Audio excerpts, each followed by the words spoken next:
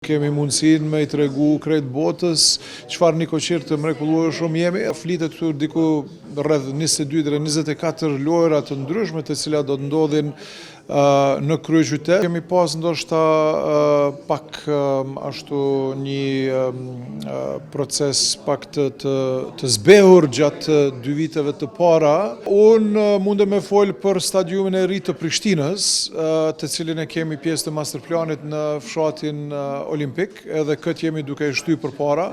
E dini që jemi duke bë punë të njëpasnjëshme për përgatitje për lojrat mesatare të vitit 2030, pra Prishtina 2030. Një event monumental faktikisht jo vetëm për kryeqytetin, por për gjithë Kosovën, ku kemi mundësin me i tregu krejt botës çfarë një koqirë të mrekullueshëm jemi, edhe për këtë arsye është me rëndësi që të përgatitemi për këto lojra, po i diskutojmë mundësitë e inkuadrimit të lojrave të ndryshme, pra flitet këtu diku rreth 22-24 lojra të ndryshme të cilat do të ndodhin në kryeqytet edhe në pjesë të ndryshme të Kosovës, e po ashtu e dim që për sailing, pra për lundrim, kemi edhe Durrësin si pjesë të propozimeve për lojrat mediterane në kryeqytet në vitin 2030. Pra janë gjitha këto diskutimet, prezantimet edhe vendimarrjet për përgatitje për lojrat mesatare të vitit 2030. Po them kemi pas ndoshta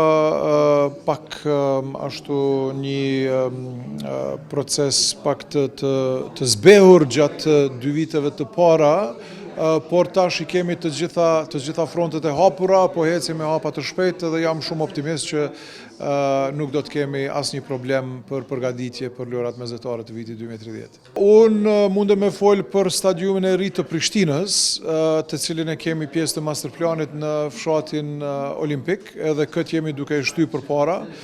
Ky normal që mund të jetë edhe stadiumin kombëtar i vendit, sepse po e kemi planifikuar me një kapacitet prej 25.000 ulseve, edhe këtë po e shtyrim përpara. Ky vyn kryeqytetit, e normal që mundet me u përdor edhe për si stadium kombëtar, nëse po them qeveria dhe pajtohet edhe vendos që të bashkëpunojmë me ne dhe të shtyrim këtë proces përpara. Nëse vendoset që stadiumi kombëtar të jetë dikun tjetër, normal edhe ajo është e mirë se ardhur, sepse sado më shumë që të zhvillojmë kapacitet infrastrukturë për gjithë Kosovën, aq më mirë për secilin qytetar, për secilin qytet edhe për vendin tonë.